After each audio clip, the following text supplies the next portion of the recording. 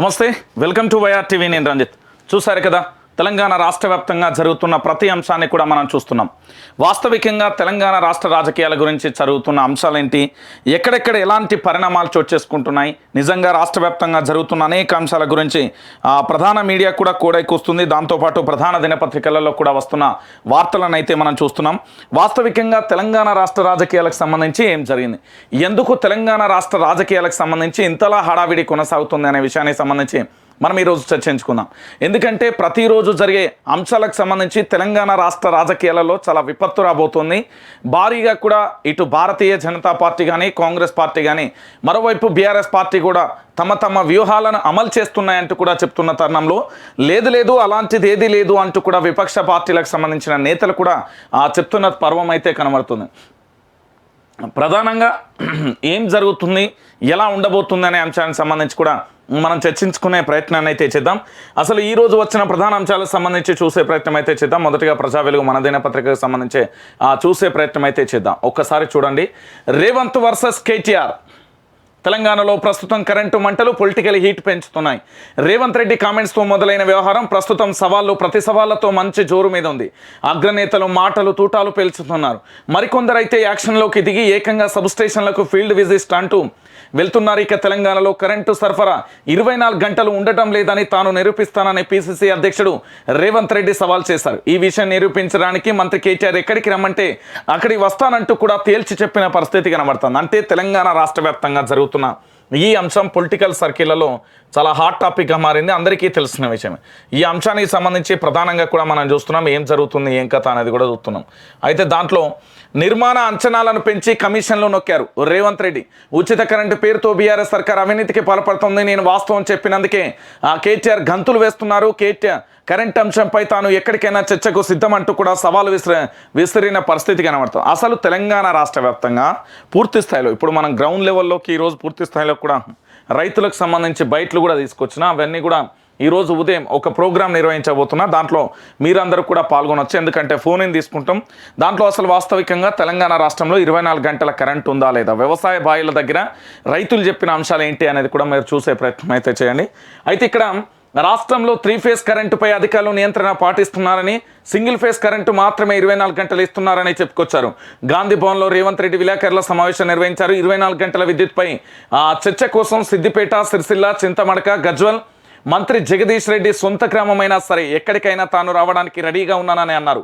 విద్యుత్ కొనుగోలు పేరుతో పదే ప్రజలను దోచుకుంటున్నారని ఆక్షేపించారు.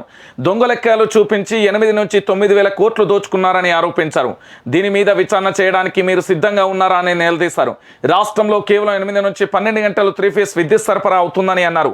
వ్యవసాయానికి ఉచిత కరెంట్ అంశాన్ని ప్రజల సెంటిమెంట్గా మారుస్తూ స్వార్థం కోసం సీఎం కేసీఆర్ వాడుకోవద్దని తానా సభలలో తాను చెప్పినట్లుగా కూడా రేవంత్ రెడ్డి వెల్లడించారు. అక్కడ చేసిన వ్యాఖ్యలను తప్పుడుగా ప్రచారం చేసి అనవసరంగా రాద్ధాంతం చేశారని ఆక్షేపించారు. ఉచిత కరెంట్ అనేది పేటెంట్ కాంగ్రెస్ పార్టీదైతే అసలు కాంగ్రెస్ పార్టీనే కరెంట్ ఇవ్వట్లేదన్నట్టుగా మాట్లాడడం కరెక్ట్ కాదని రేవంత్ రెడ్డి అన్నారు. 24 గంటల విద్యుత్ సరఫరా అంశంపై ప్రభుత్వాన్ని రైతులు ప్రశ్నించాలని రేవంత్ రెడ్డి పిలుపునిచ్చారు. అయితే గత 9 ఏళ్లుగా ప్రభుత్వ పాలనపై రైతులు ప్రజలు ప్రభుత్వాన్ని నిలదీయాలని అన్నారు. రాష్ట్రంలో ధర్మర్ పవర్ ప్రాజెక్టు నిర్మాణం పేరు మీద 30% కమిషన్లు తీసుకున్నారని ఆరోపించారు. గత కొద్ది రోజులుగా కాంగ్రెస్ను రేవంత్ను తిట్టకుండా బీఆర్ఎస్ నేతలకు ఒక్కరోజు కూడా గడవడం లేదు. ధర్మల్ పవర్ ప్రాజెక్టు ద్వారా విద్యుత్ సమస్యలను శాశ్వతంగా పరిష్కరిస్తామని కబుర్లు చెప్పారు. 24 గంటల విద్యుత్ సింగిల్ ఫేజ్ అని 3 ఫేజ్ 24 గంటలు ఇవ్వడం లేదని సీఎండి ప్రభాకర్ రావు జనవరి 30న చెప్పారు. ఇవాళ 24 గంటల కరెంటుపై జర్నలిస్టులు ప్రశ్నిస్తే ప్రెస్ మీట్ నుంచి వెళ్ళిపోయారు. వ్యవసాయానికి అవసరమైతే మాత్రమే ఇస్తామంటూ కూడా చెప్పిన పరిస్థితి కనబడుతుంది. అయితే ఇక్కడ ఏం జరుగుతుంది వాస్తవికంగా ఒకసారి మనం చూసే ప్రయత్నం అయితే చూద్దాం. ఏంటి అసలు తెలంగాణ రాష్ట్ర వ్యాప్తంగా జరుగుతున్న అంశం అనేది ఒకసారి మనం చూడాలి. ఇక్కడ రేవంత్ వర్సెస్ కేటీఆర్కి సంబంధించిన అంశంలో నిజాలు ఏంటి అనేది ఒకసారి మనం మాట్లాడుకుందాం.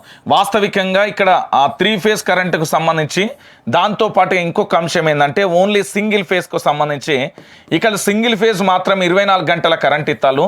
దాంతోపాటు 3 ఫేజ్ కరెంటుకు సంబంధించి కేవలం 8 నుంచి 10 గంటలే ఇస్తాలు. దాంట్లో కూడా ఎక్కడ పూర్తి స్థాయిలో కూడా ఒక క్లారిటీగా అంటే ఒక సమయాన్ని పాటించకుండా ఇష్టానుసారంగా ఇస్తున్నారు అనేది ప్రజల నుంచి వస్తున్న డిమాండ్లు. వాస్తవికంగా తెలంగాణ రాష్ట్ర వ్యాప్తంగా తాను తెలుసో తెలియకో ఒక కామెంట్ చేస్తే రేవంత్ రెడ్డికి సంబంధించి ఆ కామెంట్కి సంబంధించి పూర్తిగా బీఆర్ఎస్ పార్టీ ఏంటంటే తెలంగాణ రాష్ట్ర వ్యాప్తంగా బీఆర్ఎస్ పార్టీ సోషల్ మీడియా ఎక్కడికక్కడ కూడా ఆ ప్రచారం అనేది తీవ్ర స్థాయిలో చేసింది. మరి కాంగ్రెస్ పార్టీకి సంబంధించి సోషల్ మీడియాలో దాన్ని తిప్పికొట్టే ప్రయత్నం చేయలేకపోవడంతో పూర్తి స్థాయిలో నాకు తెలిసి నాకున్న సమాచారం ప్రకారం కాంగ్రెస్ పార్టీకి సంబంధించిన ఎవరైతే ఎన్నికల వ్యూహకర్త ఉన్నారో ఆయన ప్రచారం చేయకపోవడానికి ఆయనకు చివాట్లు కూడా పెట్టిల్లనే ఆరోపణ సోషల్ మీడియా అయితే వినబడుతుంది. మరి అది నిజమా కాదా అనేది కూడా మనం వేచి చూడాలి. కానీ బీఆర్ఎస్ పార్టీకి సంబంధించి మాత్రం ఈ రేవంత్ రెడ్డి వ్యాఖ్యలకు సంబంధించి పూర్తి స్థాయిలో తెలంగాణ వ్యాప్తంగా కూడా పూర్తిగా కూడా ఎక్కడికక్కడికి ఈ వ్యాఖ్యలను అయితే వెళ్ళే విధంగా కూడా సోషల్ మీడియా అయితే పనిచేసింది.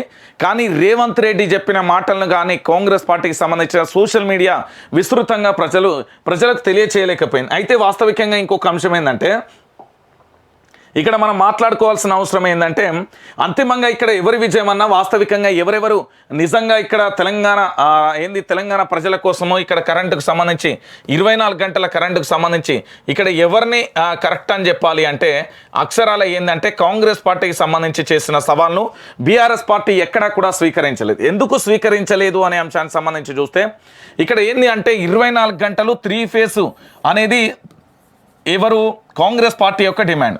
ఇక్కడ ఏంటంటే సింగిల్ ఫేజ్కు సంబంధించి 24 గంటలు ఇస్తుంది. కానీ 3 ఫేజ్ మాత్రం కేవలం ఎన్ని గంటలు ఇస్తుంది అంటే 8 నుంచి 10 గంటలే ఇస్తుంది.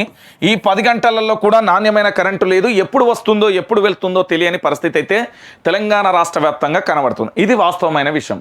ఇంకొకటి ఏంటంటే కేటీఆర్కు రేవంత్ రెడ్డికి మధ్య పంచాయతీ మొదలైనప్పుడు అమెరికాలోని తానా సభలలో చేసిన వ్యాఖ్యలను ఇక్కడ వక్రీకరించి ప్రచారం చేశారనేది రేవంత్ రెడ్డి వాదన. లేదు అసలు దుక్కి తిన్నోడు వ్యవసాయమే చేయనోడు రైతుల గురించి ఏం తెలుసు, వ్యవసాయం గురించి కరెంటు గురించి ఏం తెలుసు అంటూ కేటీఆర్కు సంబంధించి విమర్శలు చేస్తారు. అయితే ఇది గ్రౌండ్ లెవెల్కి ప్రజల్లోకి వెళ్ళినప్పుడు తెలిసిన వాస్తవ విషయం ఏంటంటే 24 గంటల కరెంట్ అయితే ఎక్కడ రావట్లేదు. ఇది వాస్తవం. అయితే దీనికి సంబంధించి ఇది ప్రభుత్వం మీద తీవ్ర స్థాయిలో కూడా పడుతుంది. ప్రభుత్వానికి సంబంధించి తీవ్ర స్థాయిలో ఈ యొక్క ఒత్తిడి అనేది పడుతుంది. ప్రభుత్వానికి సంబంధించి ఒత్తిడి పడడం వల్ల దీన్ని బీఆర్ఎస్ పార్టీ ఒక ఆయుధంలా నాకు తెలిసినంత వరకు వాళ్ళ యొక్క బీఆర్ఎస్ పార్టీ సోషల్ మీడియా ఒక బాహుబలి లెక్క తిప్పికొడుతుందని కాంగ్రెస్ పార్టీకి సంబంధించి వీళ్ళ దగ్గర న్యాయం ఉన్నది, వీళ్ళు చేసే మాటలలో నిజం ఉన్నది. కానీ వీళ్ళ సోషల్ మీడియా ఎక్కడ ప్రచారం చేయలేకపోతుంది. ఎందుకు అనేది ఇక్కడ తెలంగాణ ప్రజలకు తెలియజేయాల్సిన బాధ్యత ఉంది. వాస్తవికంగా కూడా 3 ఫేజ్ కరెంట్ అనేది తెలంగాణ రాష్ట్ర వ్యాప్తంగా కేవలం 8 నుంచి 12 గంటలు మాత్రమే వస్తున్నది అనేది ప్రధానంగా చర్చ జరుగుతుంది. దీంట్లో నాణ్యమైన కరెంట్ ఎన్ని గంటలు వస్తుంది అంటే 6 గంటలు కూడా సరిగ్గా రావట్లేదు అనేది చర్చనీయాంశంగా మారుతుంది. సో వ్యవసాయం చేస్తే రైతన్నల దగ్గరికి వెళ్ళినప్పుడు వాళ్ళు చెప్పే అంశం ఏంటంటే 3 గంటలు ఏంటంటే 3 గంటలు కరెక్ట్ వస్తుంది, మళ్ళీ 3 గంటలు ఎప్పుడు వస్తుంది, మళ్ళీ 3 గంటలు ఎప్పుడు వస్తుందో తెలియని పరిస్థితి ఇది తెలంగాణ రాష్ట్ర వ్యాప్తంగా రైతన్నలు చెప్తున్న పరిస్థితి కనబడుతుంది. సో అల్టిమేట్గా ఇక్కడ ఫైనల్ విజయం ఎవరిది అంటే రేవంత్ రెడ్డిదా కేటీఆర్దా అంటే ఇక్కడ సవాలు విసిరింది మాత్రం ఎవరు? రేవంత్ రెడ్డి సవాలు విసిరితే ఆ సవాల్ను స్వీకరించని వ్యక్తి ఎవరు? కేటీఆర్ అనేది ప్రధానంగా చర్చ జరుగుతుంది. అయితే వాస్తవికంగా ఇక్కడ 2 అంశాలు చూడాలి. సింగిల్ ఫేజ్కు సంబంధించి 24 గంటలు ఇస్తానం, 3 ఫేజ్కు సంబంధించిన కరెంటు 24 గంటలు ఇవ్వట్లేదు అంటూ కూడా జనవరిన ఎవరు చెప్పిలో అంటే సీఎండి ప్రభాకర్ రావు చెప్పిండు. అయితే వాస్తవం ఏంటంటే ప్రజలకు నాణ్యమైన కరెంట్ ఇస్తున్నామంటూ కూడా కేటీఆర్ చెప్పుకుంటూ వచ్చారు. కానీ వాస్తవికంగా ప్రభుత్వం యొక్క ఏంది అంటే ఈ డొంక తిరుగుడు మాటలు, అబద్ధపు హామీలు అనేది ప్రజల ముందు తేటతెల్లమైపోయినాయి. 3 ఫేజ్ కరెంట్ అనేది తెలంగాణలో 24 గంటలు రావట్లేదు. ఓన్లీ సింగిల్ ఫేజ్ కరెంట్ అనేది 24 గంటలు వస్తుంది. దాంట్లో 3 ఫేజ్ కరెంట్ అనేది కేవలం 9 నుంచి 11 గంటలే వస్తుంది. దాంట్లో కూడా కరెక్ట్గా ఒక నాణ్యమైన కరెంటు అంటే ఒక 8 గంటల పాటు సరఫరా అనేది జరగట్లేదు అనేది మరో అంశానికి సంబంధించి కూడా హైలైట్ చేసింది. ఈ ఉచిత కరెంటు పేరుతోని వేల కోట్ల రూపాయలను అంచనా వ్యయాలతోని నిర్మాణాల వ్యయాలతోని థర్మల్ ప్లాంట్ నిర్మాణానికి సంబంధించి అనేక రకాలుగా చెప్తున్నారు కదా, అన్నింటినీ కూడా కొల్లగొడుతున్నారు అంటూ కూడా రేవంత్ రెడ్డికి సంబంధించి చెప్తున్నారు. దాదాపుగా 9,000 కోట్ల రూపాయలకు సంబంధించి కూడా పూర్తి స్థాయిలో కూడా వీళ్ళు అవినీతికి పాల్పడ్డారు. 24 గంటలు ఇవ్వకుండా ప్రతి సంవత్సరం మీరు గుర్తుపెట్టుకోవాలి తెలంగాణ ప్రజలారా, 24 గంటల కరెంటు ఇవ్వకుండా ప్రతి సంవత్సరం ఎంత ఏటా 16,000 కోట్లతో కరెంటు కొంటున్నారు.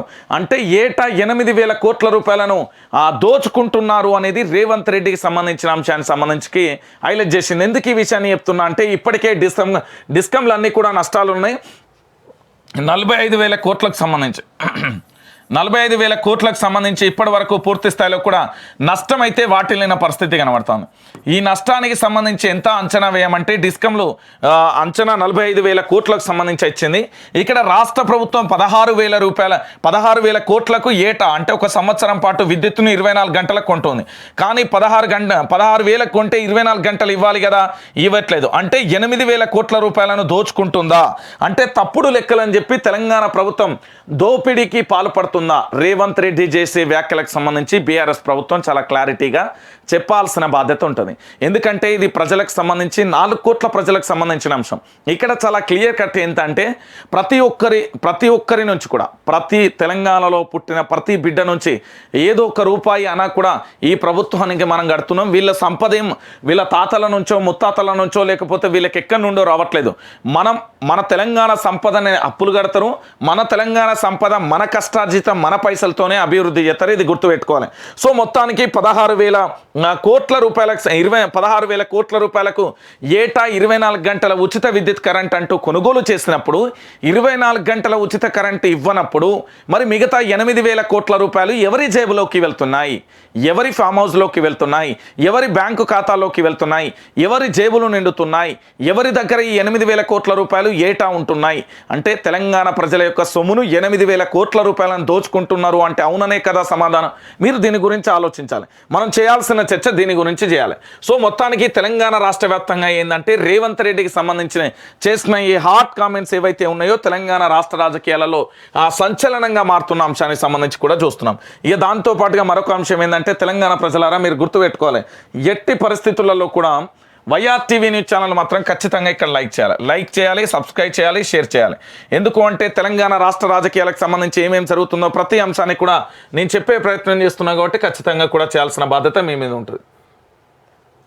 ఇక పేద ప్రజల కోసం వందే భారత్ సరికొత్త రైలు అంటూ కూడా ప్రధాన అంశానికి సంబంధించి కూడా హైలైట్ చేసిన పరిస్థితి కనబడుతుంది. ఏం సరికొత్త రైలు నాయన, ఏం సరికొత్త రైలు ఏమున్నాయని అలా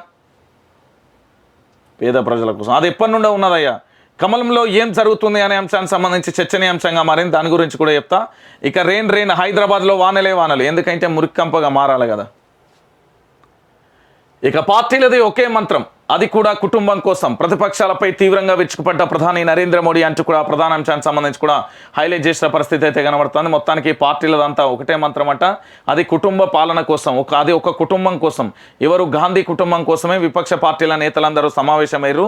ఇక్కడ వీళ్ళేం చెప్తున్నారు అంటే అధికారం ప్రధాని పదవి మాకు ఆసక్తి లేదు, ప్రజాస్వామ్యం, లౌకికవాదం, సామాజిక న్యాయమే లక్ష్యం, అందుకే విపక్షాల మధ్య ఐక్యత కోరుకుంటున్నాం. విపక్షాల భేటీలో మళ్ళా కొంత వస్తలేదు.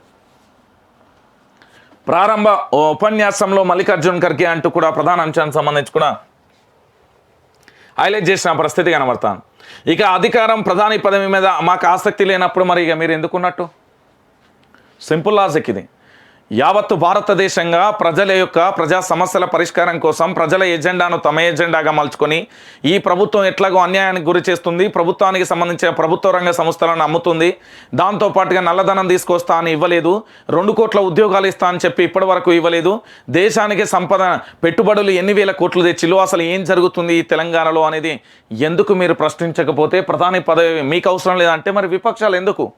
భారతదేశంలో విపక్షాలు ఎందుకునైనా మీరు ఈయన సరిగ్గా చేయట్లేదనే కదా మీ పోరాటం ఉండాల్సింది.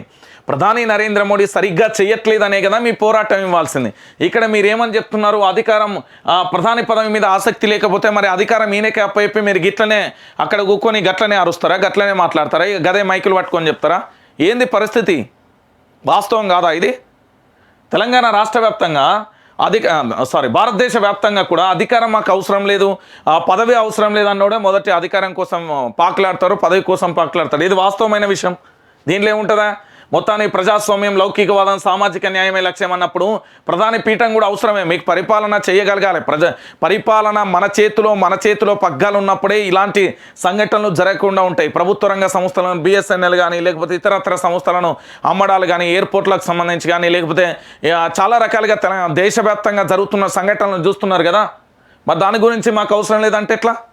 మరి ఇక్కడ ప్రధాని చేసిందంతా గదే అవుతుంది. ఇక మరి ఏం పార్టీలో ఏం పాడు కానీ ఇక్కడ గొంతులంతా అరవంగా రేపు నాకు మాట వచ్చేటట్టు కూడా కష్టమే కనబడతాను.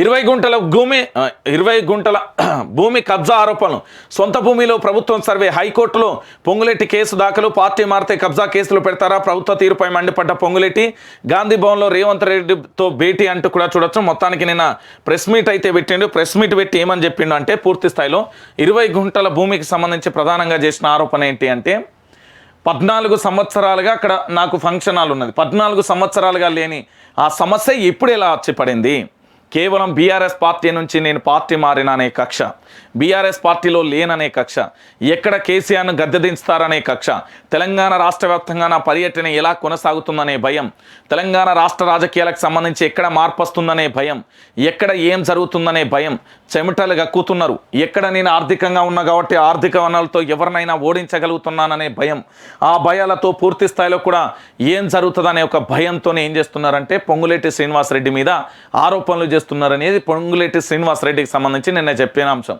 అయితే ఇక్కడ ఇద్దరు కలిసి నిన్న ప్రెస్ మీట్ పెట్టిలు వాస్తవికంగా కాంగ్రెస్ యొక్క గ్రాఫ్ పెరుగుతుందని నిందలు వేస్తున్నారు అని చెప్పుకుంటూ వచ్చాను. నిజంగా ఒక అంశం ఏంటంటే కాంగ్రెస్ గ్రాఫ్ ఏ విధంగా పెరుగుతుందో అదే ఏంది అంటే అధిక మాటలతోనే దాని ఏంటంటే అక్కెరాని ముచ్చట్లతో వాళ్ళ గ్రాఫ్ను వాళ్ళే పడేసుకుంటారు. దాంట్లో ఎలాంటి డౌట్ లేదు. మొన్నటి వరకు కర్ణాటకకు ముందు కర్ణాటక తర్వాత అయింది. ఇలా విద్యుత్కు సంబంధించిన అంశాన్ని ఎజెండాను బయట పెట్టినప్పటికీ వాళ్ళ వైపు అసలు సానుభూతి కూడా రాని పరిస్థితి కనబడ్డది. అంటే అల్టిమేట్గా ఏం జరుగుతుందో ఒకసారి మీరు ఆలోచించాలి. తెలంగాణ ప్రజలారా చాలా క్లియర్ కట్గా ఇక్కడ పొంగులేటి శ్రీనివాసరెడ్డి మీద జరుగుతున్న అంశం అంటే దాదాపుగా తెలంగాణ రాష్ట్ర వ్యాప్తంగా ఇది జరుగుతూనే ఉంటుంది. ఏముంటుంది అలా ఇక దాంతోపాటుగా మరొక అంశానికి సంబంధించి కూడా చూద్దాం. కోకాపేట బీఆర్ఎస్కు 11 ఎకరాల భూమి పొందడం, బీఆర్ఎస్కు ప్రభుత్వానికి హైకోర్టు నోటీసులు అంటూ కూడా ప్రధాన అంశానికి సంబంధించి ఏమున్నది ఆ నోటీసులు వస్తూనే ఉంటాయి, పోతుంటే ఉంటాయి. ఇక తెలంగాణలో రానున్న ఎన్నికల దృష్ట్యా జిల్లాల ఎన్నికల అధికారులు ఎలక్టోరల్ రిజిస్ట్రేషన్ అధికారులను కేంద్ర ఎన్నికల సంఘం ఈసీ నియమించింది. ఈ మేరకు అధికారులను నియమిస్తూ ఈసీ నోటిఫికేషన్ జారీ చేసింది అంటూ కూడా ప్రధాన అంశానికి సంబంధించి కూడా హైలైట్ చేసింది. మొత్తానికి తెలంగాణ జిల్లాలకు ఎన్నికల అధికారుల నియామకం అయితే చేసింది. 32 జిల్లాలకు ఎన్నికల అధికారులను అయితే నియమించింది. దానికి సంబంధించిన అంశానికి సంబంధించి కూడా హైలైట్ చేసిన పరిస్థితి అయితే కనబడుతుంది. ఇక దాంతోపాటుగా పూర్తి స్థాయిలో కూడా చూడొచ్చు. కేరళ కాంగ్రెస్ నేత మాజీ సీఎం ఉమెన్ చాందీ అనారోగ్యంతో చికిత్స పొందుతూ మృతి చెందిల్లు. అయితే 2 రోజులు సంతాప దినాలు ప్రకటించిన కేరళ ప్రభుత్వం చాందీ మృతికి ప్రధాని మోదీ సంతాపం అంటూ కూడా ప్రధాన అంశానికి సంబంధించి కూడా హైలైట్ చేసిన పరిస్థితి అయితే కనబడుతుంది. మొత్తానికి ఉమేష్ చాందీ మృతి పట్ల కూడా చాలామంది నేతలు కూడా ఏంటంటే సానుభూతి తమ యొక్క ప్రగాఢ సానుభూతిని అయితే తెలియజేయడం జరిగింది. ఇక దాంతోపాటుగా మరో అంశానికి పోదాం.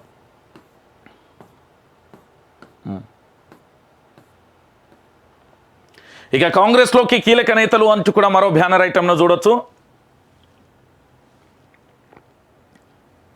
ఏంటి అంటే ఇప్పుడు కాంగ్రెస్ యొక్క ప్రభంజనం కొనసాగుతుంది అని చెప్తున్నారు. దేనికి కొనసాగుతుంది అంటే ఇక్కడ క్లియర్ కట్గా తెలంగాణ ప్రజలందరూ గుర్తుపెట్టుకోవాలి. గతంలో ఏముండేది, ఇక్కడ జిహెచ్ఎంసీ కానీ దాని తర్వాత ఎమ్మెల్సీ ఎన్నికలు కానీ దాని తర్వాత ఎంపీ ఎలక్షన్స్ కానీ లేకపోతే ఇతరత్ర ఎలక్షన్లలో ఎవరు గెలిచిల్లు అంటే భారతీయ జనతా పార్టీ కాస్తో కూస్తో ఉంది. 4 స్థానాల నుండి 48 స్థానాల వరకు జిహెచ్ఎంసీ అయితే ఎంపీలకు సంబంధించి 4గురిని ఇస్తే దాని తర్వాత ఎమ్మెల్యేకి సంబంధించి ఈటల రాజేందర్కి సంబంధించి రఘునందన్కు సంబంధించి కొత్త వ్యక్తులు వచ్చిన పరిస్థితి కనబడ్డది. మరి కాంగ్రెస్ ప్రభంజనం ఎక్కడ ఉందన్నా అంటే కాంగ్రెస్ ప్రభంజనానికి సంబంధించి జరుగుతున్న ప్రధానమైన అంశం ఏంటంటే తెలంగాణలో కాంగ్రెస్ యొక్క పరిస్థితి ఎట్లున్నది అంటే చాలామంది అడుగుతూ ఉండే తెలంగాణకు సంబంధించి అసలు కాంగ్రెస్ ఎక్కడ ఉన్నదన్నా అందరు కాంగ్రెస్ పేరు చెప్తున్నారంటే ఒకటే అంశం మీరు గుర్తుపెట్టుకోవాలి. తెలంగాణ రాష్ట్రానికి సంబంధించి కర్ణాటక ఎన్నికలకు ముందు కర్ణాటక ఎన్నికల తర్వాత అంటే కర్ణాటక ఎన్నికలలో ఎప్పుడైతే భారతీయ జనతా పార్టీ ఓటమి పాలైపోయి అక్కడ కాంగ్రెస్ పార్టీ గెలిచిందో ఆ కాంగ్రెస్ పార్టీ ప్రభావం అనేది తెలంగాణ రాష్ట్రం మీద ఎంతో కొంత పడింది. ఆ తర్వాత జరిగిన ఇక్కడ పరిణామం ఏంటంటే భారతీయ జనతా పార్టీకి సంబంధించిన రాష్ట్ర అధ్యక్షుడు ఎవరైతే ఉన్నారో బీజేపీకి సంబంధించిన రాష్ట్ర అధ్యక్షుడు సంజయ్ని ఇక్కడ తొలగించడం పెద్ద మైనస్గా మారిపోయింది.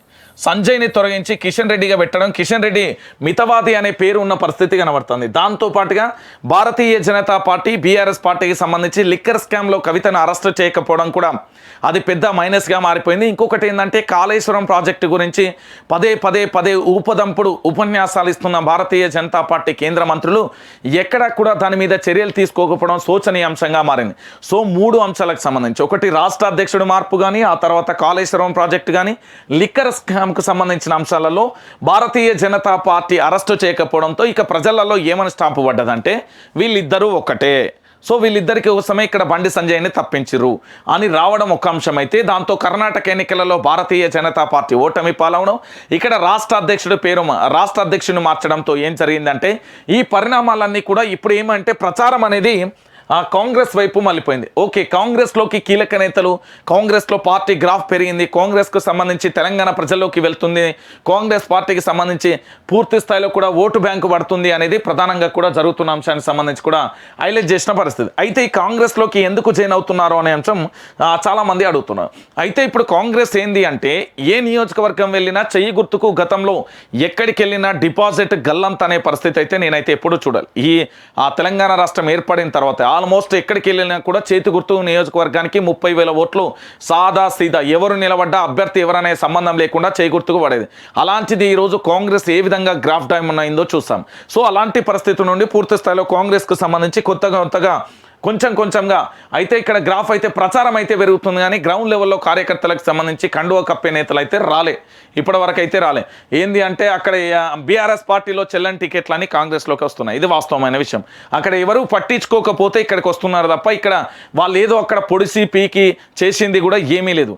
ఏంటంటే అక్కడ ఏం జరిగిందంటే బీఆర్ఎస్ పార్టీలో ఉండి మంత్రి పదవికో లేకపోతే ఎమ్మెల్యే పదవికో ఎంపీ పదవికో రిజైన్ చేసి వచ్చిన వాళ్ళు ఇవ్వలేరు, బయటికి వచ్చిన తర్వాతనే రిజైన్ చేసారు. ఓకేనా? అయితే ఇక్కడ కాంగ్రెస్ పార్టీకి సంబంధించి జరుగుతున్న అంశానికి సంబంధించి ఒకసారి చూద్దాం. కాంగ్రెస్లోకి కీలక నేతలు 2 రోజులలో ఆరెంజ్ ట్రావెల్స్ ముత్యాల సునీల్, గద్వాల జడ్పీ చైర్పర్సన్ సరితా చేరిక, తుంగతుర్తి మందల సామెల్ కూడా సైతం ఇక త్వరలో తీగల కృష్ణారెడ్డి ఆయన కూడలు నేడు ఢిల్లీకి టీపీసీసీ చీఫ్ రేవంత్ రెడ్డి అంటూ కూడా చెప్పిన పరిస్థితి. రైట్, ఇది భారతీయ జనతా పార్టీ నేతలు నన్ను నిన్న అది ఉప్పల్లో అడుగుతూ ఉండే, ఏంది పూర్తి స్థాయిలో ప్రజల సమస్యల గురించి పోయినప్పుడు అన్న అసలు నిజంగా జరిగిన అంశం ఏంది అన్న అడిగాను. అయితే ఒక్కోసారి నేను చెప్తా, ఈ మేడం, ఈ సారు, దాంతోపాటు ఇంకో పెద్ద మనిషి ఉండాలి కదా, ఈ పెద్ద మనిషి సామెల్ తుంగతుర్తి నియోజకవర్గంలో బీఆర్ఎస్ పార్టీకి సంబంధించి అక్కడ ఏంది అంటే మళ్ళీ ఇప్పుడు ప్రస్తుతం ఉన్న ఎమ్మెల్యేలే గ్యాదర్ కిషోర్ని మళ్ళీ ఒకసారి కేటీఆర్ ఏమని చేసిండంటే అనౌన్స్ చేసిండు అంటే వచ్చే ఎన్నికలలో భారీ మెజార్టీతో గెలిపించాలంటే రాష్ట్ర గిడ్డంగుల మాజీ చైర్మన్గా ఉన్న ఈయన ఏం చేసిండంటే పూర్తి స్థాయిలో ఏం చేసిండు, పార్టీ మారిండు. దేనికోసం పార్టీ క్లియర్ కట్గా చూద్దాం, ఒకసారి మనం లోతుగా చర్చించుకుందాం. ఇక్కడ కాంగ్రెస్ పార్టీ గ్రాఫ్ పెరిగిందా, బీఆర్ఎస్ పార్టీ డౌన్ అయిందా, బీజేపీది హై అయిందా, లేకపోతే బీజేపీది మొత్తం పడిపోయిందా, లేకపోతే ఇతర పార్టీలది ఏమవుతున్నది అనేది చాలా వరకు చర్చిస్తున్నారు. కానీ వాస్తవికంగా అదే తప్పు, రాంగ్. ఏం జరుగుతున్నది అంటే ఇక్కడ తుంగతుర్తి నియోజకవర్గానికి సంబంధించి ఎమ్మెల్యే టికెట్ రాలేదు, తెలంగాణ ఉద్యమం నుంచి నేను ఉన్నాను, ఖచ్చితంగా కూడా ఈసారి టికెట్ వస్తుందని ఆశించిన ఈయనకు భంగపాటు మిగలడంతో ఇక బీఆర్ఎస్ పార్టీలో టికెట్ రాదు అనేది కన్ఫర్మ్ అయింది. కన్ఫర్మ్ కావడంతో కాంగ్రెస్ పార్టీకి వెళ్తాను. ఇక్కడ క్లియర్ కట్ అయింది, బీఆర్ఎస్ పార్టీలో స్పేస్ లేకపోవడంతో కాంగ్రెస్ పార్టీలో స్పేస్ ఉన్నది కాబట్టి ఇక్కడికి వచ్చింది. అంటే ఇక్కడ బీఆర్ఎస్ పార్టీ గ్రాఫ్ దగ్గర ఇక్కడ కాంగ్రెస్ పార్టీ గ్రాఫ్ పెరగలేదు.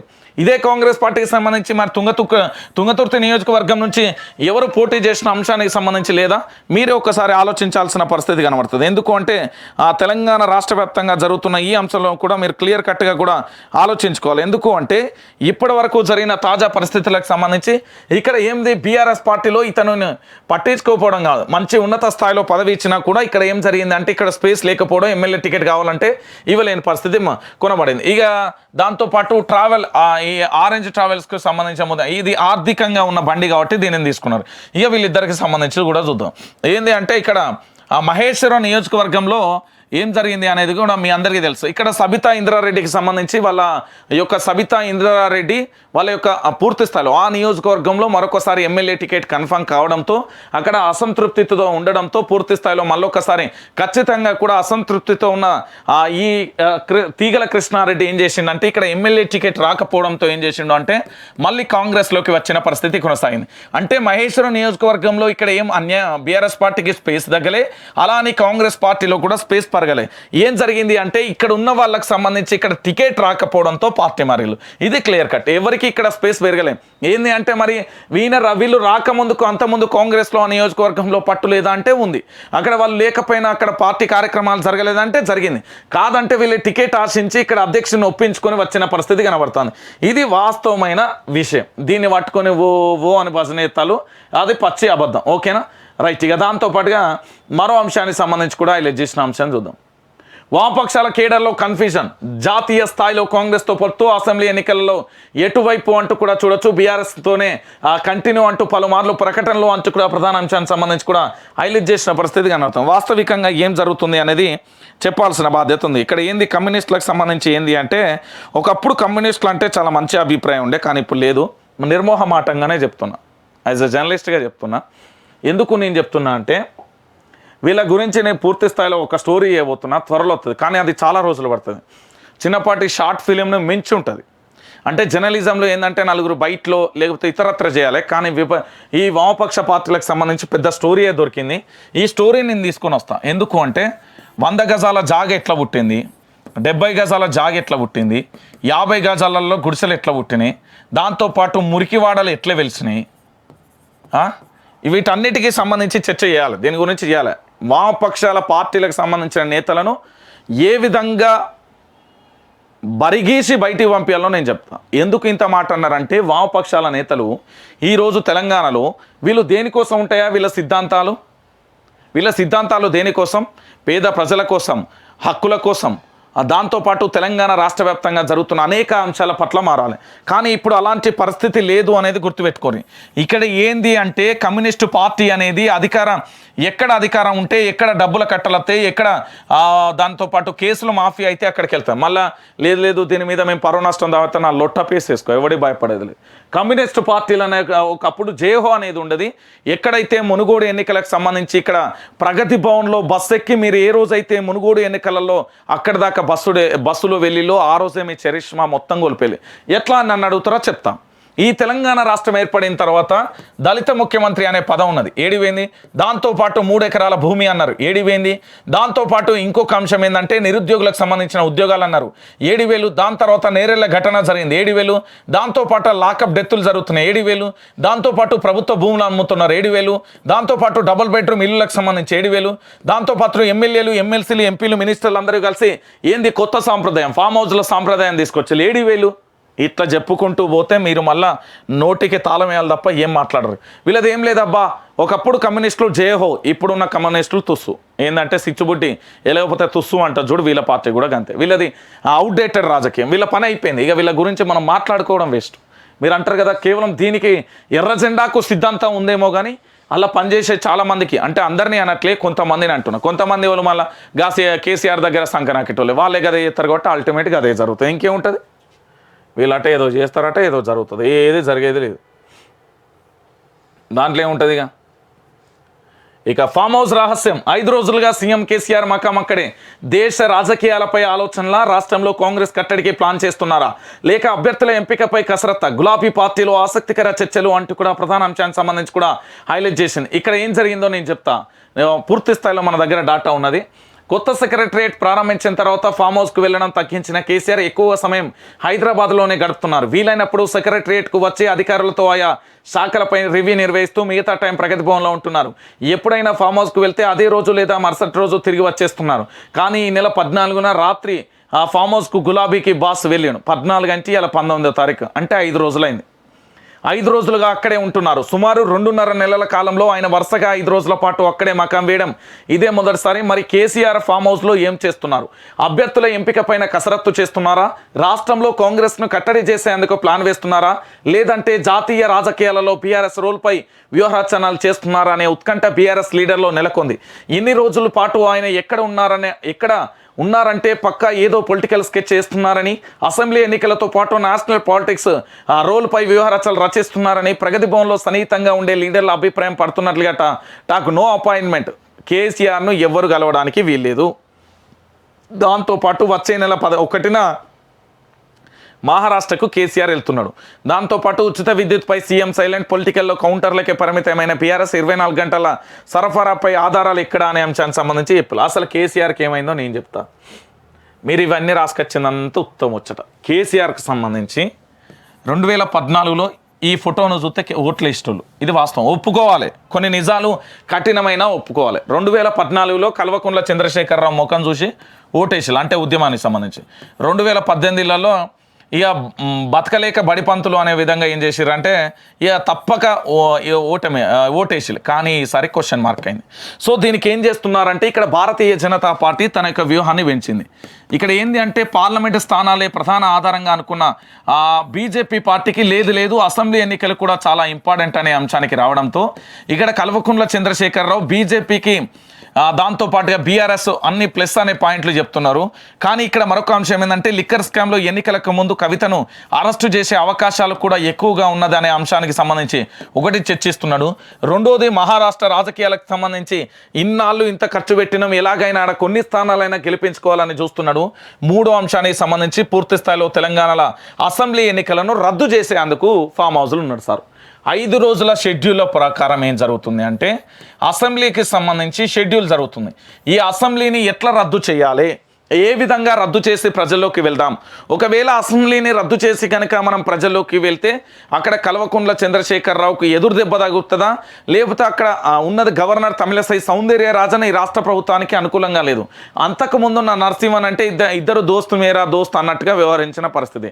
కానీ ఇప్పుడున్న గవర్నర్ తమిళసై సౌందర్యరాజన్కు సంబంధించి పూర్తి స్థాయిలో అవకాశం లేదు. దాంతోపాటు కేంద్రంలో కూడా ఓకే చెప్తుందా లేదా అనే అంశానికి సంబంధించి ఒకటి. ఇంకొక అంశం ఏంటంటే ఇక్కడ పూర్తి స్థాయిలో మరో అంశం కూడా చర్చనీయాంశంగా మారింది. ఏంటంటే మీరు ఇంతకు ముందే చూస్తుంటారు ఇక్కడ తెలంగాణ రాష్ట్ర రాజకీయాలకు సంబంధించి ఇగో తెలంగాణ జిల్లాలకు ఎన్నికల అధికారుల నియామకం. తెలంగాణలో రానున్న ఎన్నికల దృష్ట్యా జిల్లాలకు ఎన్నికల అధికారులు ఎలక్టోరల్ రిజిస్ట్రేషన్ అధికారులను కేంద్ర ఎన్నికల సంఘం ఈసీ నియమించింది. ఈ మేరకు అధికారులను నియమిస్తూ ఈసీ నోటిఫికేషన్ జారీ చేసింది. నెంబర్ 1. ఇక్కడ నెంబర్ 2 ఏంటంటే ఇక్కడ గులాబీ పార్టీకి సంబంధించి చాలా వ్యూహాత్మకంగా ముందుకెళ్తుంది. చాలామంది విపక్ష పార్టీలకు సంబంధించి ఎప్పుడు కేసీఆర్ ట్రాప్లో పడడం ఏంటంటే కేసీఆర్ను మన ట్రాప్లోకి తెచ్చుకోవాలి, కానీ విపక్ష పార్టీలు ఎప్పుడు ఆయన ట్రాప్లోకి వెళ్తారు. ఇప్పుడు ఏంది ప్రగతి భవన్ వీడిండు, సచివాలయం వీడిండు, 5 రోజులుగా కేసీఆర్ కనబడతలేడు. ముఖ్యమంత్రిగా లీవ్ పెట్టిండా లేకపోతే వీక్ ఆఫ్ తీసుకున్నాడా ఎటన్నా వేయండి అనేది మీరు అడుగుతున్నారు ప్రశ్న. కానీ ముఖ్యమంత్రి ఏం చేస్తున్నాడంటే శాశ్వత వీక్ ఆఫ్ తీసుకుంటాడా, శాశ్వతంగా లీవ్ పెడతాడా అనేది మనం మాట్లాడుకోవాలి. ఎందుకు అంటే ప్రగతి భవన్లో ఉండి కూర్చొని ఆలోచించే విషయం ఏంటంటే తెలంగాణ రాష్ట్ర అసెంబ్లీని రద్దు చేయాలి. రద్దు చేస్తే ఎదురయ్యే పరిస్థితులు ఎట్లుంటాయి. ఇప్పటికే అన్ని జిల్లాలకు సంబంధించిన కలెక్టర్ మార్పులు చేర్పులు అయితే చేసిరు. ఆ తర్వాత ఎన్నికల సిబ్బందిని కూడా నియమించుకున్నారు. దాంతో పోలీస్ రంగానికి సంబంధించిన వ్యవస్థలో కూడా ఎవరెవరు అనుకూలంగా ఉంటారో వాళ్ళను కూడా జిల్లాలలో ఆఖరికి ఏంటంటే పోలీస్ స్టేషన్లలో కూడా మార్చుకున్న పరిస్థితి కనబడ్డది. ఇంకేం మిగిలింది, ఇక లిస్ట్ ఫైనలైజ్ చేయాలి. ఒకవేళ ఎవరికి టికెట్ ఇస్తే ఎవరు పార్టీలో ఉంటారు, ఒక్కొక్క నియోజకవర్గానికి 1 నుంచి 4 పోటీ పడుతున్న పరిస్థితి కనబడుతుంది. ఈ పోటీలలో ఎంత మేరకు ఎవరు ఒకవేళ టికెట్ ఇవ్వకపోతే మినిస్టర్ల కానుండి మాజీ ఎమ్మెల్యేలు, మాజీ ఎంపీలు, మాజీ ఎమ్మెల్సీలు పార్టీలో ఉండే అవకాశం ఉంటుందా లేకపోతే రాజీనామా చేస్తారా అనేది ప్రధానంగా కేసీఆర్కి సంబంధించి వ్యూహాత్మకంగా అడుగులు వేస్తున్నారు. చాలా మంది ఏమంటారంటే ఫామ్ హౌస్లో కూర్చొని సారు ఏదో చేస్తాడు. జాతీయ రాజకీయాలు ఒక ఎత్తు అయితే ఇప్పుడు రాష్ట్ర రాజకీయాలు అనేది చాలా ఇంపార్టెంట్. ఇప్పుడు మన కన్న కొడుకు దత్త తీసుకున్న కొడుకు చాలా డిఫరెన్స్, అది ఖచ్చితంగా ఉంటుంది. ఇక ఒప్పుకోరు కానీ వాస్తవమైన విషయం. ఎందుకంటే ఇక్కడ పూర్తి స్థాయిలో కూడా చాలా సినిమాలలో చూస్తాం, రియల్ లైఫ్లో కూడా చూస్తాం. అయితే ఇక్కడ కేసీఆర్ ఏం చేస్తాడంటే చాలా క్లియర్ కట్గా కూడా తెలంగాణ రాష్ట్రంలో ఎట్టి పరిస్థితులలో భారతీయ జనతా పార్టీ ఎలాంటి ఒడిదొడుకులు వచ్చినా, ఎలాంటి కష్టాలు వచ్చినా, అరెస్టుల పర్వం కొనసాగిన ప్రజలంతా తన వైపు ఉండేలా, తనకు మద్దతు ఇచ్చేలా, ఏం జరిగినా కూడా ప్రజలను తన వైపు ఏ విధంగా తన ట్రాప్లోకి ఏ విధంగా పడేసుకోవాలనే ఇక్కడ ఓటు బ్యాంక్ అనేది కేసీఆర్కి ఇప్పుడు మెడ కింద కత్తి ఏంటంటే తడిగుడ్డేసి గొంతుకొస్తారంటారు కదా, అంతకంటే తారాస్థాయికి సంబంధించిన ఓటు బ్యాంక్ ఇప్పుడు ఆయన కావాలి. ఏ మాత్రం తేడా వచ్చినా ఆయన ఓటమి దిశగా అడుగులు వేసిన చాలా ఇబ్బందికరమైన పరిస్థితులు ఏర్పడతాయి. ఇంకొకటి ఏంటంటే జాతీయ స్థాయిలో కేసీఆర్కు సంబంధించి సర్వే చేస్తే ఏం జరిగింది అంటే జాతీయ స్థాయిలో కల్వకుంట్ల చంద్రశేఖరరావుకు సంబంధించి ఈసారి 40 నుంచి 60 స్థానాల మధ్య పడిపోయే అవకాశాలు ఉన్నాయి. కాబట్టి చాలా వ్యూహాత్మకంగా, క్రియాశీలకంగా, చాలా ఏంటంటే ఎవరికి అంతు చిక్కని వ్యూహంతో ముందుకెళ్తేనే సాధ్యమవుతుంది అనేది కల్వకుంట్ల చంద్రశేఖరరావు దానికి సంబంధించి గ్రహించిండు. సో ఇలాంటి పరిస్థితులలో నాకు తెలిసినంత వరకు మనకు తెలిసి ఇంకా 49 రోజులే ఉన్నాయి అనుకుంటున్నా తెలంగాణ అసెంబ్లీకి సంబంధించి. ఇక రాష్ట్ర ప్రభుత్వం రద్దు చేయడానికి అనేక రకాలుగా వ్యూహాలు వన్నుతున్నారు అనేది ప్రధానంగా కూడా చర్చనీయాంశంగా మారుతుంది. సో ఇలాంటి పరిస్థితులలో ఏం జరుగుతుంది అనేది కూడా మనం వేచి చూడాల్సిన పరిస్థితి కనుక. అంటే చాలా మంది చెప్తా ఉంటారు ఏమని కల్వకుంట్ల చంద్రశేఖరరావుకు సంబంధించి ఇక ఫామ్ హౌస్ వేయండి అక్కడ ఏదో జరుగుతుందంటే బ్రహ్మాండమైన రహస్యం జరుగుతుంది. ఆఖరికి అత్యంత ఆప్తులను కూడా ప్రగతి భవన్కు రావద్దు, ఫామ్ హౌస్కు రావద్దు అని చెప్పిండట. ఎవడన్నా నచ్చినా కలిసేది లేదు, ఏం లేదు, మీరు అనవసరంగా వచ్చి టైం వేస్ట్ చేసుకోకని కూడా చెప్పిండట. ఇక ఆజ్కి బాత్ మభ్యపెట్టడానికి మించిన మేనిఫెస్టో లేదు. బీసీ బంధుతో బీసీ ఓట్ల కోసమే, కొన్ని కులాలకే బీసీ బంధు వర్తింపజేసి ఆగం చేయడమే, రాజ్యాధికారం కోసం పోరాడాల్సిన బీసీలు బీసీ బంధుకై మీ సేవల వద్ద పోరాడాలే చేయడమే, నియోజకవర్గాలుగా విడగొట్టి 300 మందికి పరిమితం, మొదటి విడత మురిపించి తర్వాత రెండో విడత ఆశలో ముంచేయడమే, మాయ మాటలతో బీసీల ఓట్లను తన్నుకుపోవడమే దురలక్ష్యం. బీసీ ప్రజలారా మారండి, ఇప్పటికైనా మీ మాటలు మాంత్రికుని చరమగీతం పాడండి, బీసీ నాయకులకు పట్టం కట్టి రాజ్యంలో రాజ్యాధికారం సాధించండి. ప్రవీణ్ గౌడ్ రామస్వామి. అన్న నువ్వేమన్నా అనుకో అన్న, బీసీల రాజ్యం వస్తుంది, ఎస్సీల రాజ్యం వస్తుంది, ఎస్టీల రాజ్యం వస్తుంది, ఓసీల రాజ్యం వస్తుంది, మైనార్టీల రాజ్యం, ఎవరి రాజ్యం రాదు. అల్టిమేట్గా ఈసారి మళ్ళీ కేసీఆర్ రాజ్యం వస్తుంది. మీరు ఎట్లన్నా కూడా అదే జరుగుతుంది. నా 6th సెన్స్ ఎందుకు ఈయన మీద గట్టి కొడుతుంది. నేను నిజం చెప్తున్నా వాస్తవికంగా. ఎందుకు అంటే చాలా క్లియర్ కట్గా చూడండి. మీరు చాలా సింపుల్గా ఆలోచిద్దాం. దళిత బంధు పేరుతోని కొంతమందిని విడగొట్టిండే ఒకటి, రెండోది బీసీ బంధు పేరుతోని కొంతమందిని విడగొట్టిండు, మూడోది ఏం చేసిండు తెలుసా, చాలా క్లియర్గా క్లారిటీగా ఏం చేసిండంటే ఎవరెవరైతే బీఆర్ఎస్ పార్టీకి అనుకూలంగా ఉన్నారో, ఎవరెవరైతే బీఆర్ఎస్ పార్టీకి అనుకూలంగా లేరో వాళ్ళకు కార్పొరేషన్ చైర్మన్లకు కూడా ఇచ్చిండు. 4వ అంశం ఏంటంటే ఎమ్మెల్యేలకి ఈ మధ్య అపాయింట్మెంట్లు ఇచ్చుడు కూడా స్టార్ట్ చేసిండు. 5వ అంశం ఏంటంటే ఎవరికి వారే యమునా తీర మీ పని మీరు చేసుకోర్రి అని చెప్పిండు. ఇక్కడ చాలా కులాలను కూడా కల్వకుంట్ల చంద్రశేఖరరావు విభజించు పాలించు, ఆఖరికి గిరిజనులలో కూడా 4 లక్షల పట్టాలు పంపిణీ చేసి మిగతా 6 లక్షల పట్టాలను అంటే 7 లక్షల పట్టాలను గాలికి వదిలేసిన పరిస్థితి కనబడ్డది.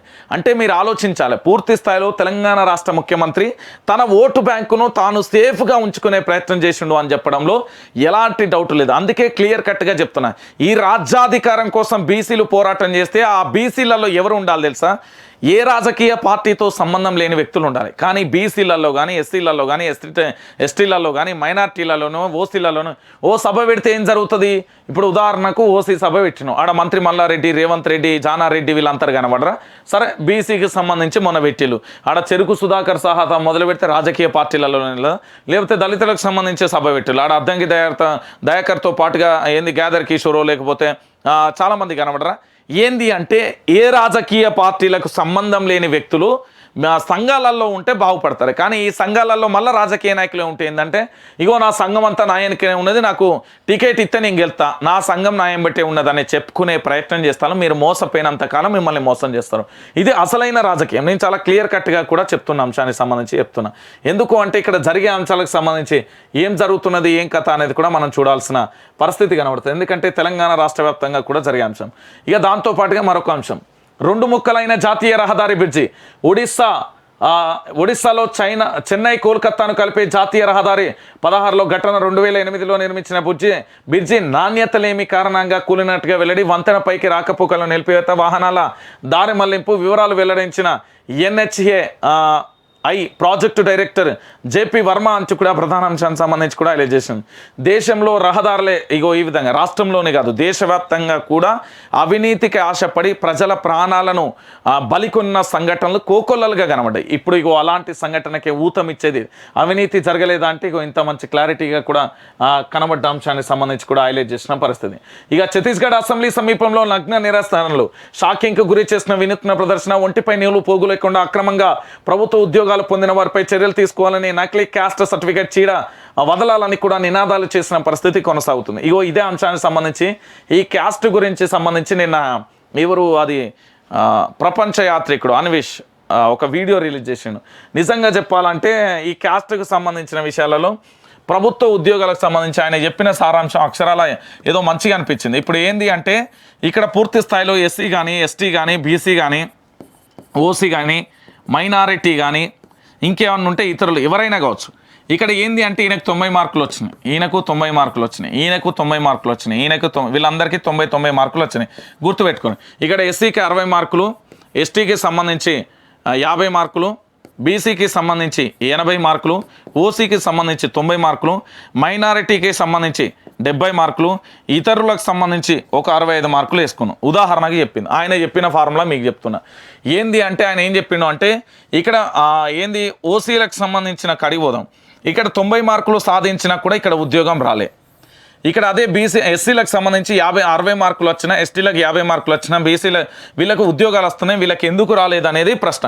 ఇక్కడ ఆయన ఏం చెప్పిండంటే అందరికీ 90 మార్కులు వచ్చిన తర్వాత దీంట్లో క్యాస్ట్ వైజ్గా ఇప్పుడు ఓసీకి 90 మార్కులు వచ్చినాయి, బీసీకి 90 మార్కులు వచ్చినాయి, ఎస్సీ ఎస్టీకి కూడా 90 మార్కులు వచ్చినప్పుడు ఆ ఉద్యోగాన్ని వాళ్ళకి ఇవ్వడంలో తప్పులేదు.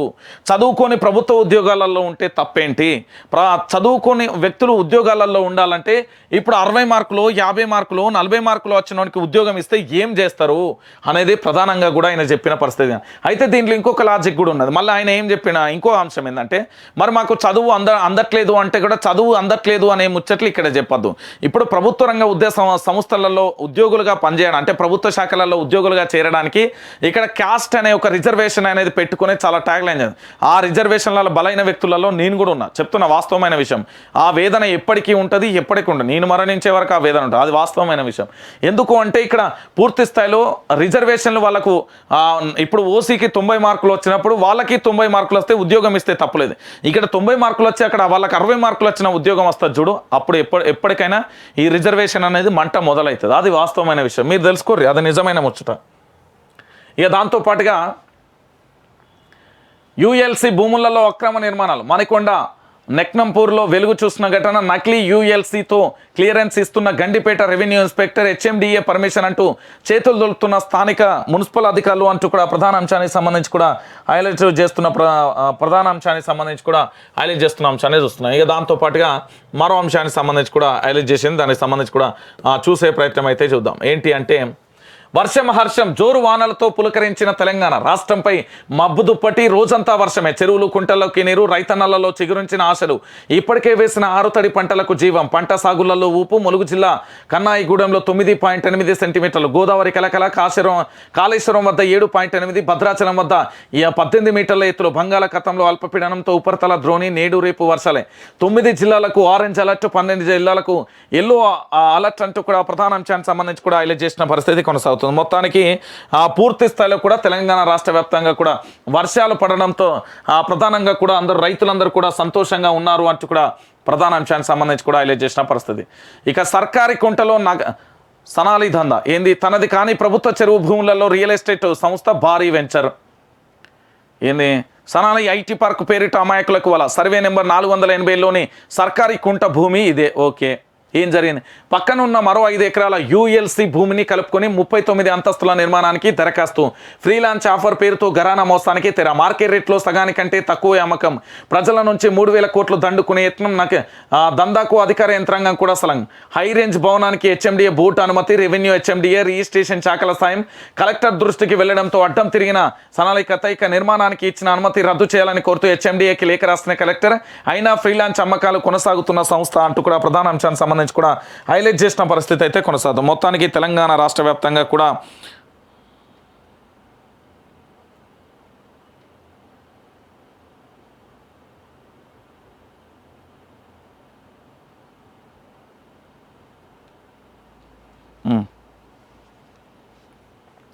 అయితే ఇక్కడ ఏంటంటే తెలంగాణ రాష్ట్ర వ్యాప్తంగా ఉన్న ప్రజలరా మీరు ఒకసారి ఆలోచించండి. ఏంటి అంటే క్లియర్ కట్ ఏంటంటే అందమైన బ్రోచర్లతోని ఆకట్టుకునే బ్రోచర్లతోని మనం చూస్తున్నాం, కానీ ఆ బ్రోచర్లతోనే జరిగే అన్యాయం అక్రమాలు మనం గుర్తించలేం. మనం అక్కడ ఏంది అంటే ఏదో బ్రోచర్ని చూసిపోయి అక్కడ కొంటే పూర్తి స్థాయిలో నష్టపోతాం, ఆ తర్వాత గోసపడతాం, ఆ తర్వాత ఇబ్బందుల పాలవుతుంది, ఆ తర్వాత మన ఆత్మహత్యలకు కూడా తెరదీసే పరిస్థితి ఏర్పడుతుంది. కాబట్టి చాలా జాగ్రత్తగా ఉండండి.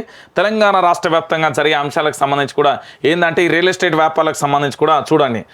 దాంతోపాటుగా ఇక బోధన్ కుంభకోణానికి సంబంధించి 231.23 కోట్లు, మొత్తం 34 మంది నిందితులు, ఛార్జ్షీట్ దాఖలు చేసిన అధికారులు అంటూ కూడా ప్రధాన అంశానికి సంబంధించి కూడా హైలైట్ చేసిన పరిస్థితి కనబడుతుంది. ఇక దాంతోపాటుగా మరో పేపర్లోకి వెళ్దాం, ప్రధానంగా ఏం రాసుకొచ్చిందో కూడా చూద్దాం.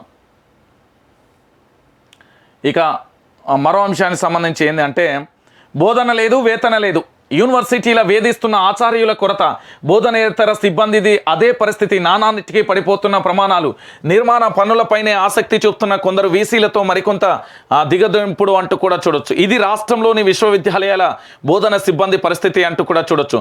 మొత్తానికి యూనివర్సిటీలకు సంబంధించి చూద్దాం, అన్ని యూనివర్సిటీలకు సంబంధించి ఎట్లున్నాయో చూద్దాం. మొదటగా ఉస్మానియా యూనివర్సిటీకి సంబంధించి మంజూరైన పోస్టులు 1267 మంది కావాలి. దాంట్లో ప్రస్తుతం ఉన్నది 376 మాత్రం మందే ఉన్నారు. ఇక చూడరా చదువుకు సంబంధించి ఎట్లా చెప్తారు, చదువులమ్మ తల్లికి సంబంధించి ఇక చూడర్రి ఎంత ఘోరమైన పరిస్థితి అంటే ఒకసారి మీరే ఆలోచించండి ప్రజలరా. ఉస్మానియా యూనివర్సిటీకి సంబంధించి ఇక్కడ 1267 పోస్టులు మంజూరైనాయి. దీంట్లో ప్రస్తుతం ఉన్నది 376, ఇంకా కావాల్సింది 891 మంది కావాలి. అంటే ఒకసారి ఆలోచించండి, ఈ ఉస్మానియా యూనివర్సిటీకి సంబంధించి 100 ఏళ్ల చరిత్ర కలిగిన ఉస్మానియా యూనివర్సిటీలలో బోధన సిబ్బంది కేవలం 376 మంది మాత్రమే ఉన్నారు. కానీ ఇక్కడ వాస్తవికంగా 891 పోస్టులు ఖాళీ ఉన్నాయి. అయినా ఫిలప్ చేయం, విద్యా వ్యవస్థను సర్వనాశనం చేస్తాం. రెండోది కాకతీయ యూనివర్సిటీకి సంబంధించి 409 పోస్టులు మంజూరు అయితే అందులో ప్రస్తుతం ఉన్నది 100 లోపు, అంటే 86 మంది మాత్రమే ఉన్నది. ఇక్కడ 323 పోస్టులు కావాలి. అంటే ఓరుగల్లు జిల్లాకు అత్యంత ప్రతిష్టాత్మకంగా ఉండే కాకతీయ యూనివర్సిటీకి ఇక JNTUHకు సంబంధించి 410 పోస్టులు మంజూరు అయితే 169 మంది మాత్రమే ఉన్నాయి. ఈడ 241 మంది కావాలి. ఇక అంబేద్కర్ యూనివర్సిటీకి సంబంధించి 86 పోస్టులు మంజూరు అయితే కేవలం 34 మంది ఉన్నారు, అంటే 52 పోస్టులు కావాలి. ఇక తెలంగాణ యూనివర్సిటీకి సంబంధించి 152 పోస్టులు మంజూరు అయితే 61 మంది ఉన్నారు, 91 కావాలి. మహాత్మా గాంధీకి సంబంధించిన యూనివర్సిటీలలో 70 పోస్టులు ఉంటే ఉన్నది 35 మంది, ఇంకా 35 ఖాళీలు ఉన్నాయి. పాలమూరు యూనివర్సిటీకి సంబంధించి 95 ఉంటే దీంట్లో మంజూరైన పోస్టులు ఇక్కడ ఉన్నది 21 మంది ప్రొఫెసర్లే, 74 మంది కావాలి. శాతవాహన యూనివర్సిటీకి సంబంధించి 63 పోస్టులు మంజూరు అయితే అందులో ఉన్నది ప్రస్తుతం ఉన్నది 16, ఇంకా 47 మంది. ఇక JNA ఫైనాన్స్ ఆర్ట్స్ 55 పోస్టులు ఉంటే మంజూరు అయితే దాంట్లో 17 మంది ఉన్నారు, 38 మంది కావాలి. ఇక PSTUకు సంబంధించి 72 మంది పోస్టులు మంజూరు అయితే ఇక్కడ ఉన్నది 14 మంది, ఇలా 58 పోస్టులు కావాలి. ఇక RGUKTకి సంబంధించి 146 పోస్టులు అయితే ఇక్కడ ఉన్నది కేవలం ఇజ్జత్ పోయే అంశం ఏంటంటే 19 మంది, 127 కావాలి. ఇక మహిళా యూనివర్సిటీకి సంబంధించి ఏంటంటే 25 పోస్టులు ప్రస్తుతం ఉన్నాయి, అంతకు మించి ఏమీ లేదు అనేది. ఇక విద్యా వ్యవస్థను ఎట్లా నాశనం చేద్దాం, విద్యా వ్యవస్థను ఎట్లా సర్వనాశనం చేద్దాం, విద్యా వ్యవస్థకు సంబంధించి ప్రైవేట్ యూనివర్సిటీలకు ఎట్లా ఆజ్యం పోద్దాం, ప్రైవేట్ యూనివర్సిటీలను ఎట్లా కాపాడుకుంటూ వస్తామని చెప్పిన అంశానికి సంబంధించి కనబడుతుంది.